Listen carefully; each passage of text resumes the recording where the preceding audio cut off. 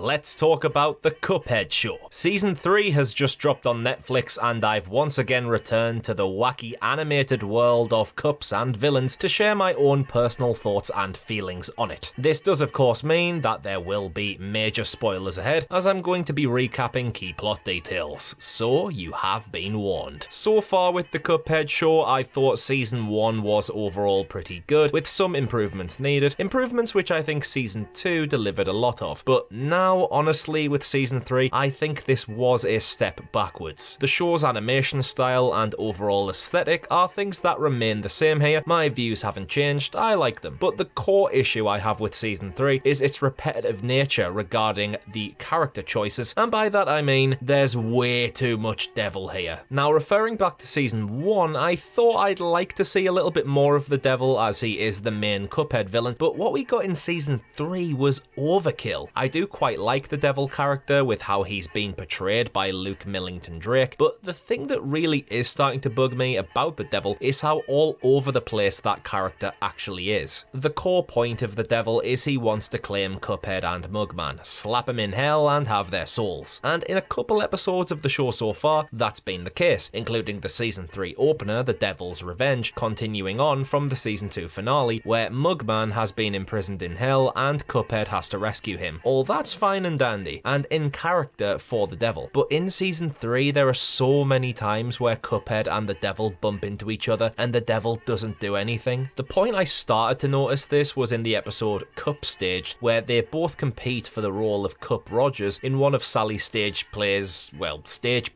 Like they've gone from being arch rivals with the devil literally wanting Cuphead's soul for eternity, to auditioning against each other for the theatre. This to me just didn't connect the dots with what the devil actually wants, with his motives feeling imbalanced. But then later in the season, he gets a hold of Miss Chalice and uses her as a pawn to getting Cuphead and Mugman. Oh, so now suddenly you want them again? The devil was inconsistent in his goals, despite being consistent in appearance, and that's another issue I had. By the time you get to any narrative point where you need to start caring, you've seen him enough times that you've almost stopped being invested. I think the devil has generally worked quite well in the show until this point, because he's been infrequent, and especially in Season 2, that allowed more new boss characters to be properly introduced, like Captain Brinybeard and Cala Maria. Yet in Season 3, there's nobody new. Ribby and Croaks appear a couple more times, Sally's stage play is given a bigger role than her previous cameo in Cup Staged, yet doesn't really do anything of worth. The Root Pack appear again in a tiny cameo, King Dice is back a couple times, but that's pretty much it. Even Ball Boy, a character who I thought in Season 2 had potential of being a recurring villain due to how well he was done, is now reduced to just being a random character that pops up and doesn't say anything. It all feels like such a waste of multiple opportunities. It's not like the Cuphead universe is exactly short of characters. We still haven't seen key bosses like Cagney Carnation or Rumour Honeybottoms, despite both of those characters being teased via the carnations in the title sequence, which is still super catchy, and the security bee that occasionally patrols the streets. Season 3 basically went, here's loads of the devil, cause he's the main villain, have that. I mean, another returning villain, well, kinda, was Baby Bottle, which Kofi did an entire Nightmare Fuel episode on, but I do quite rate how this was done, because it's not the real Baby Bottle, it's just the Elder Kettle getting his own back for a prank played by Cuphead and Mugman. But I love how within the world, Baby Bottle's reputation is still so frightening that when it almost shows up again, Elder Kettle gets scared despite him being the one who did the prank in the first place, and then the bear gets scared despite not even knowing who Baby Bottle is. So that I really did find humorous. The idea that Baby Bottle is feared to a point where even the thought of it appearing again gets people scared, which is how the devil should be done. He should pop up now and again to remind you he's about, before getting major features in finales and such. I mean, I do like how this season ends with the iconic casino now built, which may mean that going ahead the show will go into the game story a little more, and we might finally get some action with the finger guns and stuff, but I'm genuinely dubious as to what they want this show to be. Given this finale, it seems like it's intended to be either a retelling or a prequel to the game. Who even knows at this point? Tell you something else that stood out to me. I know it's coming up to December soon, but did we really need 2 Christmas episodes? And I even thought that that was a missed opportunity. An episode set in a snowy part of the world? You could have had Mortimer Freeze or even Glumstone the Giant. Of course, we don't know how far apart the production production process on season 3 was versus the delicious last course, but I mean, they had Miss Chalice appearing at the end of season 1 before the DLC that properly introduced her was released. And yes, I say introduced as I personally consider Miss Chalice and the legendary Chalice to be slightly different. Her proper living form came out in the DLC is what I'm saying basically. So here I think you didn't need 2 Christmas episodes surely, especially not back to back, and the fact they missed out using some of the game's frosty bosses just felt like a slight red herring to fans for me. When it comes to the show's ideas for episodes, again I think this one may be the weakest season yet, perhaps tied with season 1. A lot of the concepts didn't wow my imagination or were slight remixes of previously seen episodes. Again, a step back from season 2, which I think harnessed the quirkiness and originality a lot more, and the comedy hit me the most frequently out of all of these seasons. Here though, I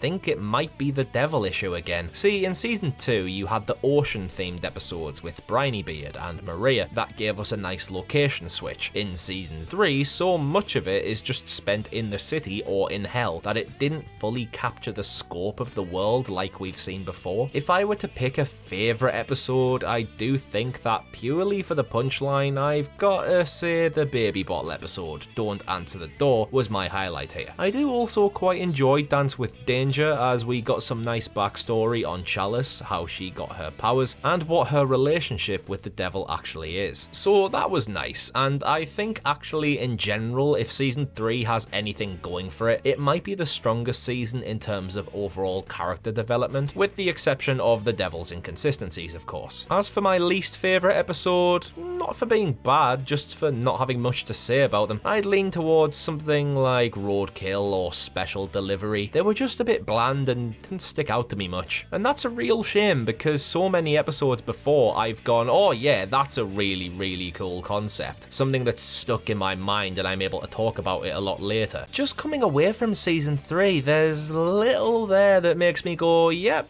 I really enjoyed that one, and that's sad to say, but it's an honest review, and that's my honest thought. I do hope that now the casino is fully integrated into the world, we'll see some more stuff you'd associate more with the game, especially additional bosses. I know quite a few people have commented in the past about the fact there is so little comparison to the game, in the sense of combat. There's no fighting really. I know in episode 1 in season 3, there's a little entanglement between Cuphead, Mugman, and the devil, which almost slightly resembled a boss battle, but wasn't. We still haven't seen them in a plane properly yet, so no Wally Warbles or Jimmy the Great, despite the plane featuring in the title sequence as well. So there's so much potential to be unlocked that I think that season 3 just wasted itself on. They've barely scratched the surface with this series, and if they want recurring characters, which clearly they do, you've got a lot to go at, and you could quite easily get another half a dozen series out with how much ammunition they possess. It's a shame that a game as good as it is kinda let down by the Cuphead show, and I'm back to my season 1 thought process of wondering what is it that the Cuphead show actually wants to be. Does it want to be its own thing? Does it want to be a prequel? I don't really know. If you can figure it out, then let me know in the comments below, as well as what you thought overall of season 3. Which bosses would you like to appear in season 4? Who was your favourite character? What was your favourite episode here? Whatever you want to share, let's have a chat. If you enjoyed this video, a cheeky sub would be much appreciated to help the growth of the channel, and I'll love you eternally. I'm Connor from Unleash the Ghouls, thank you very much for watching, and we shall see you next time for another honest review. Cheers out.